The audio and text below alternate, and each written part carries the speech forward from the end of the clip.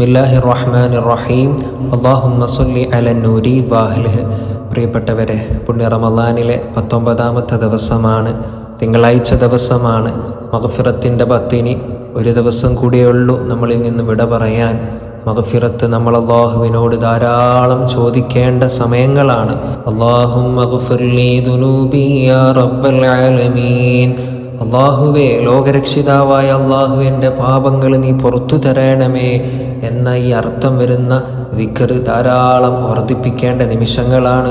അള്ളാഹു സുബ്ഹാനഹു വ തആല നമ്മുടെ ജീവിതത്തിൽ വന്നു പോയിട്ടുള്ള അറിഞ്ഞും അറിയാതെയും ചെറുതും വലുതുമായ രഹസ്യവും പരസ്യവുമായ മുഴുവൻ തെറ്റുകുറ്റങ്ങളും റഹ്മാനെ നീ ഞങ്ങൾക്കെല്ലാവർക്കും വിട്ടുപുറത്തു മാപ്പ് നൽകണേ അല്ലാ, അഫ്വ് ചെയ്യണേ അല്ലാ. അള്ളാഹുവേ, ഞങ്ങൾക്കെല്ലാവർക്കും നിന്റെ മഗ്ഫിറത്ത് നൽകി അനുഗ്രഹിക്കണം അല്ലാ. പ്രിയപ്പെട്ടവരെ, ഈ പുണ്യ തിങ്കളാഴ്ചയുടെ ഈ പ്രഭാതത്തിൽ നമ്മൾ ചൊല്ലുന്നത് ഹബീബായ മുത്തുനബി സ്വല്ലല്ലാഹു അലൈഹി വസല്ലമ തങ്ങളെ നമുക്ക് പഠിപ്പിച്ചു തന്നിട്ടുള്ള, രാവിലെ ചൊല്ലാൻ നമ്മളോട് കൽപ്പിച്ചിട്ടുള്ള അദ്കാറുകളാണ്. അതുപോലെ തിങ്കളാഴ്ചയാണല്ലോ, സ്വലാത്ത് വർദ്ധിപ്പിക്കേണ്ട ദിവസമാണല്ലോ. സ്വലാത്തുകളും ചൊല്ലി അദ്കാറുകളും തസ്ബീഹുകളും ചൊല്ലി നമുക്ക് ദുആ ചെയ്യാം. അല്ലാഹു നമ്മളിൽ നിന്നും സ്വീകരിക്കുമാറാവട്ടെ. ചെയ്യുന്ന അമാലുകൾക്കെല്ലാം ഇരട്ടി പ്രതിഫലം ലഭിക്കുന്ന ഈ പുണ്യ റമളാൻ കൊണ്ട് വിജയിക്കുന്നവരുടെ കൂട്ടത്തിൽ അല്ലാഹു നമ്മളെ ഉൾപ്പെടുത്തട്ടെ. ലൈലത്തുൽ ഖദർ കൊണ്ട് വിജയിക്കുന്നവരുടെ കൂട്ടത്തിൽ അല്ലാഹു നമ്മളെ ഉൾപ്പെടുത്തി തരുമാറാവട്ടെ. ഇലാ ഹളറത്തിൻ നബി സയ്യിദിനാ മുഹമ്മദിൻ സ്വല്ലല്ലാഹു അലൈഹി വസല്ലം വഅലാ ആലിഹി വസഹ്ബിഹി അജ്മഈൻ വഇലാ ഹളറത്തി അഹ്ലിൽ ഖൈരി കുല്ലിഹിം അജ്മഈൻ. അൽ ഫാത്തിഹ. അഊദു ബില്ലാഹി മിനശ് ശൈത്വാനിർ റജീം. ബിസ്മില്ലാഹിർ റഹ്മാനിർ റഹീം. അൽഹംദുലില്ലാഹി റബ്ബിൽ ആലമീൻ. അർറഹ്മാനിർ റഹീം. മാലികി യൗമിദ്ദീൻ. إياك نعبد وإياك نستعين. اهدنا الصراط المستقيم صراط الذين أنعمت عليهم غير المغضوب عليهم ولا الضالين.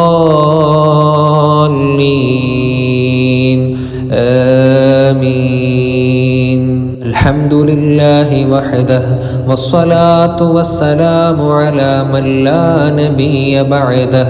ഇൻഷാ അല്ലാഹ് ഇനി ആയത്തുൽ കുർസി ഒരു 3 തവണ നമുക്ക് ഓതാം.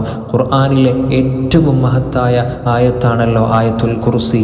ആരെങ്കിലും വൈകുന്നേരം ആയത്തുൽ കുർസി ഓതിയാൽ നേരം പുലരുന്നത് വരെയും, രാവിലെ ഓതിയാൽ വൈകുന്നേരം വരെയും അയാൾക്ക് പൈശാചിക ദ്രോഹത്തിൽ നിന്ന് സംരക്ഷണം ലഭിക്കുമെന്ന ഹദീസുകളിൽ വന്നിട്ടുണ്ട്. അല്ലാഹു സുബ്ഹാനഹു വ തആല എല്ലാ പ്രയാസങ്ങളിൽ നിന്നും, വിപത്തുകളിൽ നിന്നും, ആപത്തുകളിൽ നിന്നും നമ്മളെയും നമ്മളുമായി ബന്ധപ്പെട്ട എല്ലാവരെയും കാക്കുമാറാവട്ടെ. ബിസ്മില്ലാഹിർ റഹ്മാനിർ റഹീം. അല്ലാഹു ലാ ഇലാഹ ഇല്ലാ ഹുവൽ ഹയ്യുൽ ഖയ്യൂം. لا تأخذه سنة ولا نوم له ما في السماوات وما في الأرض من ذا الذي يشفع عنده إلا بإذنه يعلم ما بين أيديهم وما خلفهم ولا يحيطون بشيء من علمه إلا بما شاء وسع كرسيه السماوات والأرض ولا يؤوده حفظهما وهو العلي العظيم. بسم الله الرحمن الرحيم. الله لا إله إلا هو الحي القيوم لا تأخذه سنة ولا نوم له ما في السماوات وما في الأرض من ذا الذي يشفع عنده إلا بإذنه يعلم ما بين أيديهم وما خلفهم ولا يحيطون بشيء من علمه إلا بما شاء وسع كرسيه السماوات والأرض ولا يؤوده حفظهما وهو العلي العظيم. بسم الله الرحمن الرحيم. الله لا إله إلا هو الحي القيوم لا تأخذه سنة ولا نوم له ما في السماوات وما في الأرض من ذا الذي يشفع عنده إلا بإذنه يعلم ما بين أيديهم وما خلفهم ولا يحيطون بشيء من علمه إلا بما شاء وسع كرسيه السماوات والأرض ولا يؤوده حفظهما وهو العلي العظيم. ഇനി ഇൻഷാഅല്ലാഹ് സൂറത്തുൽ ഇഖ്ലാസ്, ഫലഖ്, നാസ് 3 വീതം വെച്ച് നമുക്ക് ചൊല്ലാം. മുത്തുനബി സ്വല്ലല്ലാഹു അലൈഹി വസല്ലമ തങ്ങൾ പറഞ്ഞിട്ടുണ്ട്, എല്ലാ ദിവസവും രാവിലെയും വൈകുന്നേരവും നീ ഖുൽ ഹുവല്ലാഹു അഹദ്, ഖുൽ അഊദു ബിറബ്ബിൽ ഫലഖ്, ഖുൽ അഊദു ബിറബ്ബിൻ നാസ് സൂറത്തുകൾ 3 പ്രാവശ്യം വീതം പാരായണം ചെയ്താൽ നിനക്ക് എല്ലാ പ്രയാസങ്ങളിൽ നിന്നും സംരക്ഷണമായിരിക്കുമെന്ന് ഹബീബായ തങ്ങൾ നമ്മളെ പഠിപ്പിച്ചിട്ടുണ്ടല്ലോ. ഇൻഷാ അല്ലാഹ് നമുക്ക് ചൊല്ലാം. ബിസ്മില്ലാഹിർ റഹ്മാനിർ റഹീം. ഖുൽ ഹുവല്ലാഹു അഹദ് അല്ലാഹുസ് സ്വമദ് ലം യലിദ് വലം യൂലദ് ലം യകുൽ ലഹു കുഫുവൻ അഹദ്. ബിസ്മില്ലാഹിർ റഹ്മാനിർ റഹീം. ഖുൽ ഹുവല്ലാഹു അഹദ് അല്ലാഹുസ് സ്വമദ് ലം യലിദ് വലം യൂലദ് വലം യകുൽ ലഹു കുഫുവൻ അഹദ്. ബിസ്മില്ലാഹിർ റഹ്മാനിർ റഹീം. ഖുൽ ഹുവല്ലാഹു അഹദ് അല്ലാഹുസ് സ്വമദ് ലം യലിദ് വലം യൂലദ് വലം യകുൽ ലഹു കുഫുവൻ അഹദ്. ബിസ്മില്ലാഹിർ റഹ്മാനിർ റഹീം. ഖുൽ അഊദു ബിറബ്ബിൽ ഫലഖ് മിൻ ശർരി മാ ഖലഖ് വമിൻ ശർരി ഗാസിഖിൻ ഇദാ വഖബ് വമിൻ ശർരി നഫ്ഫാഥാതി ഫിൽ ഉഖദ് വമിൻ ശർരി ഹാസിദിൻ ഇദാ ഹസദ്. ബിസ്മില്ലാഹിർ റഹ്മാനിർ റഹീം. ഖുൽ അഊദു ബിറബ്ബിൽ ഫലഖ് മിൻ ശർരി മാ ഖലഖ് വമിൻ ശർരി ഗാസിഖിൻ ഇദാ വഖബ് വമിൻ ശർരി നഫ്ഫാഥാതി ഫിൽ ഉഖദ് ومن شر حاسد إذا حسد. بسم الله الرحمن الرحيم. قل أعوذ برب الفلق من شر ما خلق ومن شر غاسق إذا وقب ومن شر النفاثات في العقد ومن شر حاسد إذا حسد. بسم الله الرحمن الرحيم. قل أعوذ برب الناس ملك الناس إله الناس من شر الوسواس الخناس الذي يوسوس في صدور الناس من الجنة والناس. بسم الله الرحمن الرحيم. قل أعوذ برب الناس ملك الناس إله الناس من شر الوسواس الخناس الذي يوسوس في صدور الناس من الجنة والناس. بسم الله الرحمن الرحيم. قل أعوذ برب الناس ملك الناس إله الناس من شر الوسواس الخناس الذي يوسوس في صدور الناس من الجنة والناس. إن شاء الله രാവിലെ ചൊല്ലേണ്ട ഹദീസിൽ വന്നിട്ടുള്ള ദുആ നമുക്ക് ചൊല്ലാം.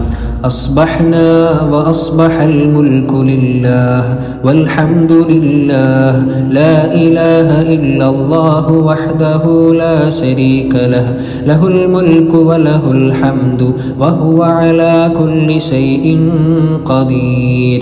رب أسألك خير ما في هذا اليوم وخير ما بعده وأعوذ بك من شر ما في هذا اليوم وشر ما بعده.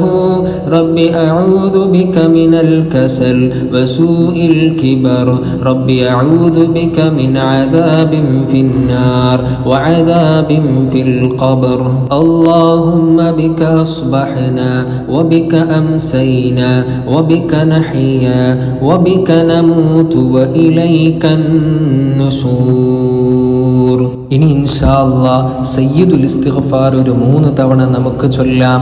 സയ്യിദുൽ ഇസ്തിഗ്ഫാറിനെ കുറിച്ച് മുത്തുനബി സ്വല്ലല്ലാഹു അലൈഹി വസല്ലമ തങ്ങൾ പറഞ്ഞത്, ഒരാൾ രാവിലെ ദൃഢവിശ്വാസത്തോടെ ഇത് ചൊല്ലുകയും അങ്ങനെ ആ പകലിൽ വൈകുന്നേരമാകും മുമ്പ് അയാൾ മരണപ്പെടുകയും ചെയ്താൽ അയാൾ സ്വർഗാവകാശികളിലാണെന്ന് ഹബീബായ തങ്ങൾ പറഞ്ഞിട്ടുള്ള സയ്യിദുൽ ഇസ്തിഗ്ഫാർ.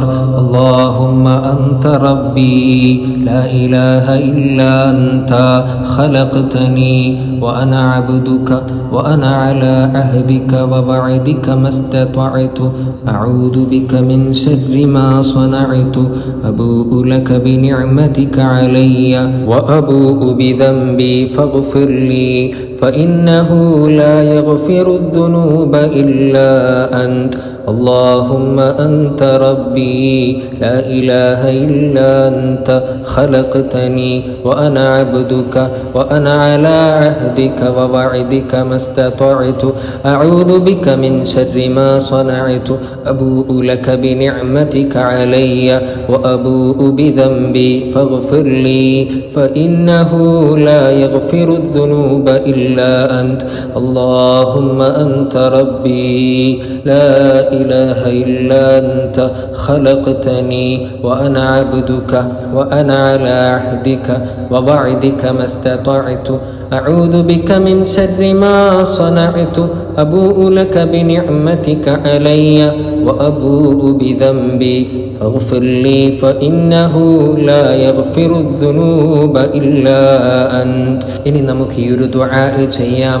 ഹബീബായ സ്വല്ലല്ലാഹു അലൈഹി വസല്ലമ തങ്ങൾ ചൊല്ലിയിരുന്ന ദുആയാണ്, അല്ലാഹുമ്മ ആഫിനി ഫീ ബദനി അല്ലാഹുമ്മ ആഫിനി ഫീ സംഇ അല്ലാഹുമ്മ ആഫിനി ഫീ ബസരി ലാ ഇലാഹ ഇല്ലാ അൻത അല്ലാഹുമ്മ ഇന്നി അഊദു ബിക മിനൽ കുഫ്ർ വൽ ഫഖർ അല്ലാഹുമ്മ ഇന്നി അഊദു ബിക മിൻ അദാബിൽ ഖബർ ലാ ഇലാഹ ഇല്ലാ അൻത اللهم إني أسألك العفو والعافية في الدنيا والآخرة اللهم إني أسألك العفو والعافية في ديني ودنياي وأهلي ومالي اللهم استر عوراتي وآمن روعاتي اللهم احفظني من بين يدي ومن خلفي وعن يميني وعن شمالي ومن فوقي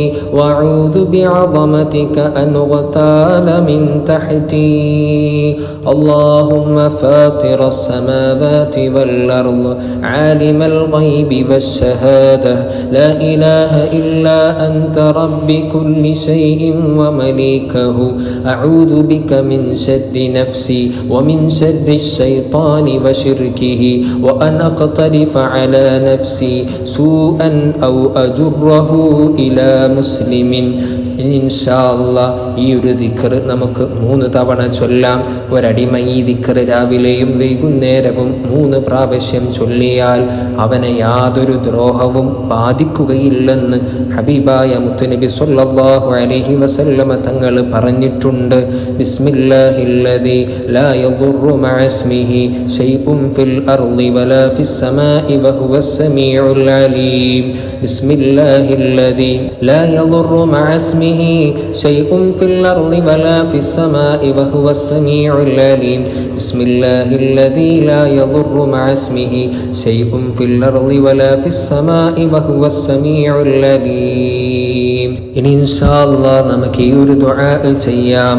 മുത്തുനബി സ്വല്ലല്ലാഹു അലൈഹി വസല്ലമ തങ്ങൾ പറഞ്ഞിട്ടുണ്ട്, നിശ്ചയം ഒരാൾ ഈ ദിക്ർ ദിവസവും രാവിലെ ചൊല്ലിയാൽ ഞാൻ എൻ്റെ നേതൃത്വത്തിൽ അയാളെ കൈപിടിച്ച് സ്വർഗത്തിലേക്ക് പ്രവേശിപ്പിക്കുക തന്നെ ചെയ്യുന്നതാണ് എന്ന്. ഇൻഷാ അല്ലാഹ് ഈ ഒരു ദിക്ർ നമുക്ക് 3 തവണ ചൊല്ലാം. റളീതു ബില്ലാഹി റബ്ബാ വബിൽ ഇസ്ലാമി ദീനാ വബി മുഹമ്മദിൻ സ്വല്ലല്ലാഹു അലൈഹി വസല്ലം നബിയ്യാ. റളീതു ബില്ലാഹി റബ്ബാ വബിൽ ഇസ്ലാമി ദീനാ വബി മുഹമ്മദിൻ സ്വല്ലല്ലാഹു അലൈഹി വസല്ലം നബിയ്യാ. റളീതു ബില്ലാഹി റബ്ബാ വബിൽ ഇസ്ലാമി ദീനാ വബി മുഹമ്മദിൻ സ്വല്ലല്ലാഹു അലൈഹി വസല്ലം നബിയ്യാ. ഇനി ഇൻഷാ അല്ലാഹ് നമ്മൾ 3 തവണ ചൊല്ലുന്നത് ഹബീബായ മുത്തുനബി സ്വല്ലല്ലാഹു അലൈഹി വസല്ലം തങ്ങൾ രാവിലെയും വൈകുന്നേരവും ഈ ദിക്ർ ചൊല്ലാൻ ഫാത്തിമ ബീബി റളിയല്ലാഹു അൻഹായോട് വസിയ്യത്ത് ചെയ്ത ദിക്റാണ്. യാ ഹയ്യു യാ ഖയ്യൂം ബിറഹ്മതിക അസ്തഗീസ് അസ്ലിഹ് ലീ ശഅനി കുല്ലഹു വലാ തകിൽനി ഇലാ നഫ്സി طرفة عين يا حي يا قيوم برحمتك استغيث أصلح لي شأني كله ولا تكلني إلى نفسي طرفة عين يا حي يا قيوم برحمتك أستغيث أصلح لي شأني كله ولا تكلني إلى نفسي طرفة عين. الحمد لله. അല്ലാഹു സ്വീകരിക്കുമാറാവട്ടെ, ഖബൂൽ ചെയ്യുമാറാവട്ടെ. ഇനി ചൊല്ലുന്നത് ഈ ദിക്റാണ്.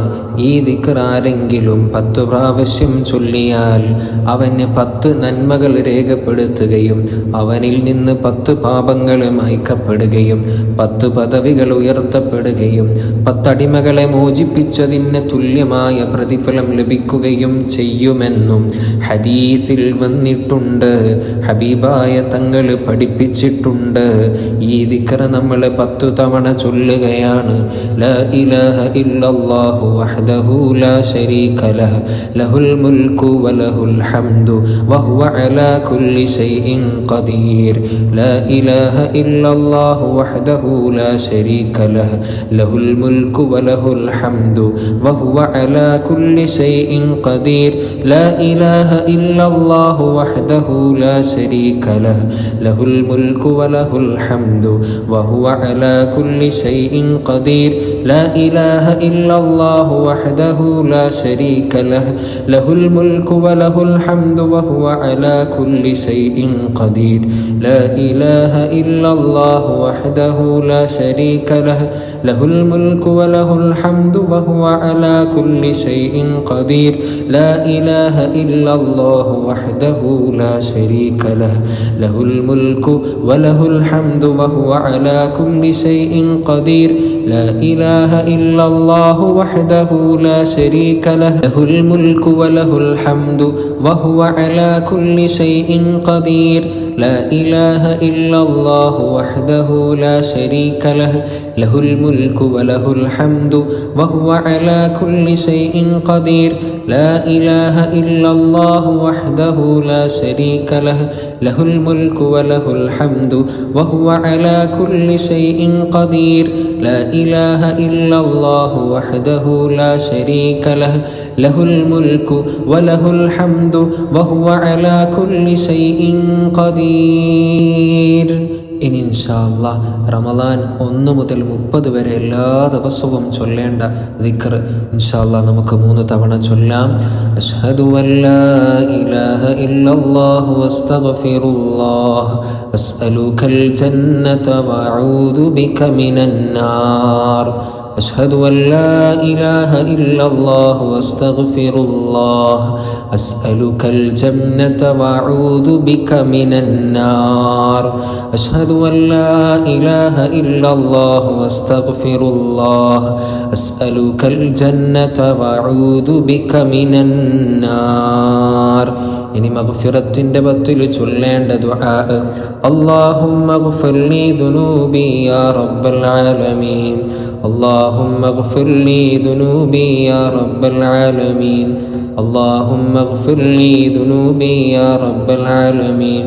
اللهم اغفر لي ذنوبي يا رب العالمين. اللهم اغفر لي ذنوبي يا رب العالمين. اللهم اغفر لي ذنوبي يا رب العالمين.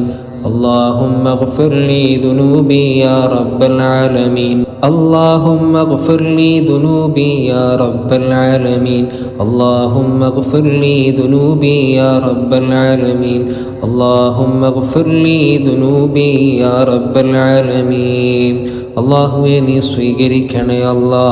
അള്ളാഹുവെ മഗ്ഫിറത്തിൻ്റെ 10 അവസാനിക്കുകയാണല്ലോ. മഗ്ഫിറത്ത് കിട്ടിയ സൗഭാഗ്യവാന്മാരുടെ കൂട്ടത്തിൽ ഞങ്ങളെ നീ ഉൾപ്പെടുത്തണേ അല്ലാ.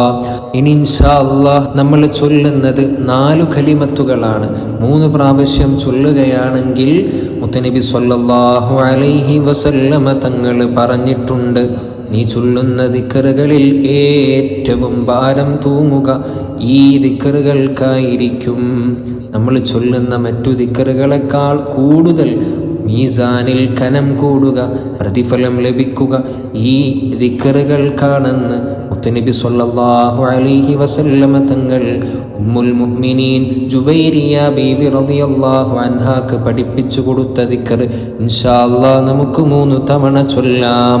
സുബ്ഹാനല്ലാഹി വബിഹംദിഹി അദദ ഖൽഖിഹി വറിളാ നഫ്സിഹി വസിനത അർശിഹി വമിദാദ കലിമാതിഹി. സുബ്ഹാനല്ലാഹി വബിഹംദിഹി അദദ ഖൽഖിഹി വറിളാ നഫ്സിഹി വസിനത അർശിഹി വമിദാദ കലിമാതിഹി. സുബ്ഹാനല്ലാഹി വബിഹംദിഹി അദദ ഖൽഖിഹി വറിളാ നഫ്സിഹി വസിനത അർശിഹി വമിദാദ കലിമാതിഹി. അല്ലാഹുവേ നീ സ്വീകരിക്കണേ അല്ലാ. ഈ പുണ്യ തിങ്കളാഴ്ച പ്രഭാതത്തിൽ ഞങ്ങൾ ചൊല്ലിയ അദ്കാറുകൾ നീ ഖബൂലാക്കണേ അല്ലാ. നീ സ്വീകരിക്കണേ അല്ലാ. പുണ്യ റമളാനാണല്ലോ, ഇരട്ടി പ്രതിഫലം ലഭിക്കുന്ന മാസമാണല്ലോ. അല്ലാഹുവേ ഞങ്ങളെല്ലാവരെയും നീ വിജയികളുടെ കൂട്ടത്തിൽ ഉൾപ്പെടുത്തണേ അല്ലാ.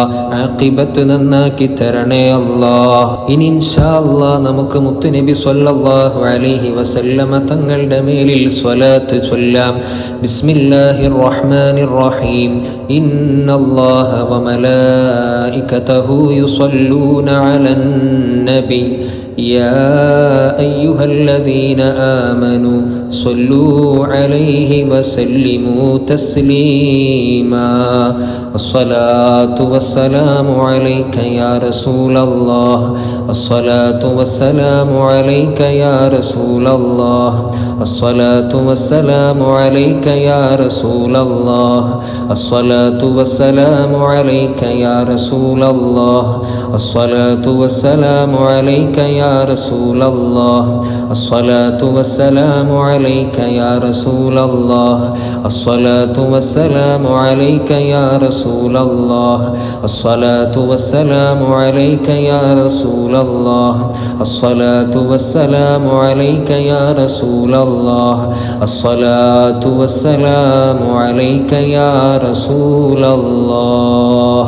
اللهم صل على سيدنا محمد الفاتح لما أغلق والخاتم لما سبق ناصر الحق بالحق والهادي إلى صراطك المستقيم وعلى آله حق قدره ومقداره العظيم. اللهم صل على سيدنا محمد الفاتح لما أغلق والخاتم لما سبق ناصر الحق بالحق والهادي إلى صراطك المستقيم وعلى آله حق قدره ومقداره العظيم. اللهم صل على سيدنا محمد الفاتح لما أغلق والخاتم لما سبق ناصر الحق بالحق والهادي إلى صراطك المستقيم وعلى آله حق قدره ومقداره العظيم. اللهم صل على سيدنا محمد طب القلوب ودوائها وعافية الأبدان وشفائها ونور الأبصار وضيائها وعلى آله وصحبه وسلم. اللهم صل على سيدنا محمد طب القلوب ودوائها وعافية الأبدان وشفائها ونور الأبصار وضيائها وعلى آله وصحبه وسلم. اللهم صل على على سيدنا محمد طب القلوب ودوائها وعافية الأبدان وشفائها ونور الأبصار وضيائها وعلى آله وصحبه وسلم. أرحم الرحيماയ രാജാതിരാജനായ അൽ മലിക്കുൽ ജബ്ബാറായ അല്ലാഹുവേ, ഞങ്ങൾ ചൊല്ലിയ മുഴുവൻ അദ്കാറുകളെയും ദുആകളെയും സ്വലാത്തുകളെയും ഇസ്തിഗ്ഫാറുകളെയും നീ കബൂലാക്കണേ അല്ലാ, സ്വീകരിക്കണേ അല്ലാ. ഞങ്ങൾക്കെല്ലാവർക്കും നീ മഗ്ഫിറത്ത് നൽകണേ റഹ്മാനെ. മഗ്ഫിറത്തിന്റെ അവസാനിക്കുന്ന നിമിഷങ്ങളാണല്ലോ അല്ലാഹുവേ. ഞങ്ങളുടെ എല്ലാവരുടെയും പാപങ്ങൾ നീ പുറത്തു തരണമേ.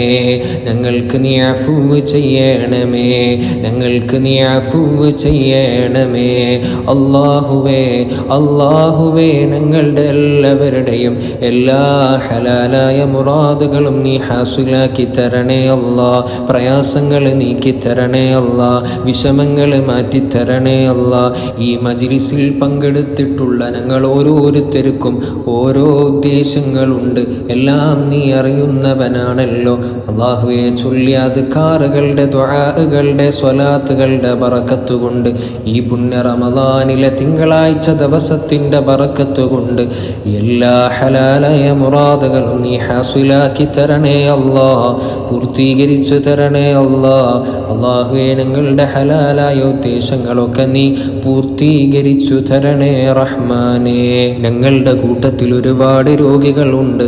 ന്യാജിലായ ശിഫ നൽകണേ അല്ലാ, പരിപൂർണ ശിഫ നൽകണേ അല്ലാ.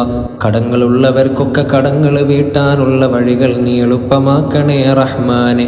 ജോലിയില്ലാത്തവർക്ക് നീ ജോലി നൽകണേ അല്ലാ. ജോലി ഉള്ളവരുടെ ജോലികളിൽ നീ ബറക്കത്ത് നൽകണേ റഹ്മാനെ. ഞങ്ങളുടെ വീടുകളിൽ, കുടുംബങ്ങളിൽ, കൂട്ടുകാരിൽ, ഞങ്ങൾ ഇടപെടുന്ന മേഖലകളിലെല്ലാം നീ ബറക്കത്ത് നൽകണേ അല്ലാ, ബറക്കത്ത് നൽകണേ റഹ്മാനെ. ഞങ്ങളുടെ എല്ലാവരുടെയും മനസ്സിന് സമാധാനം നൽകണേ അല്ലാ, മനസ്സിന് സമാധാനം നൽകണേ അല്ലാ. ശാരീരികമായും മാനസികമായും വിഷമിക്കുന്ന എത്രയോ ആളുകളുണ്ട് അല്ലാഹുവേ. എല്ലാവരുടെയും മനസ്സിന് നീ സമാധാനവും സന്തോഷവും നൽകണേ അല്ലാ, സമാധാനവും സന്തോഷവും നൽകണേ അല്ലാ. വിദേശത്ത് ജോലി ചെയ്യുന്ന എത്രയോ സഹോദര സഹോദരിമാർ അല്ലാഹുവേ, അവർക്കൊക്കെ നീ രക്ഷ കൊടുക്കണേ അല്ലാ, അവർക്കൊക്കെ നീ രക്ഷ നൽകണേ അല്ലാ. എല്ലാ ആപത്തു വിപത്തുകളിൽ നിന്നും കാക്കണേ റഹ്മാനെ. സലാമത്ത് നൽകണേ അല്ലാ. ലോക മുസ്ലിമീങ്ങൾക്ക് നീ സമാധാനം നൽകണേ റഹ്മാനെ. എല്ലാ പ്രയാസങ്ങളും നീ മാറ്റിത്തരണേ അല്ലാ, രക്ഷ നൽകണേ റഹ്മാനെ. എത്രയോ ആളുകൾ പ്രത്യേകം ദുആ കൊണ്ട് വസിയ്യത്ത് ചെയ്തിട്ടുണ്ട്. ഓരോരോ മുറാദുകൾ മനസ്സിൽ വെച്ച് അവർ ദുആ ചെയ്യാൻ ഏൽപ്പിച്ചിട്ടുണ്ട്.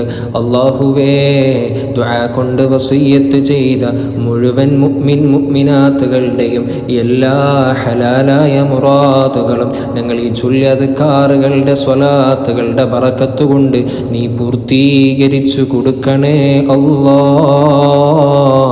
അല്ലാഹുവേ, ഹലാലായ ഉദ്ദേശങ്ങളൊക്കെ നീ ഹാസിലാക്കി കൊടുക്കണേ റഹ്മാനേ. റബ്ബനാ ആതിനാ ഫിദ്ദുനിയാ ഹസന വഫിൽ ആഖിറതി ഹസനതൻ വഖിനാ അദാബന്നാർ. റബ്ബനാ തഖബ്ബൽ മിന്നാ ഇന്നക അൻതസ് സമീഉൽ അലീം വതുബ് അലൈനാ ഇന്നക അൻതത് തവ്വാബുർ റഹീം. آمين برحمتك يا أرحم الراحمين. وصلى الله تعالى وسلم على خير خلقه سيدنا محمد وعلى آله وصحبه أجمعين والحمد لله رب العالمين.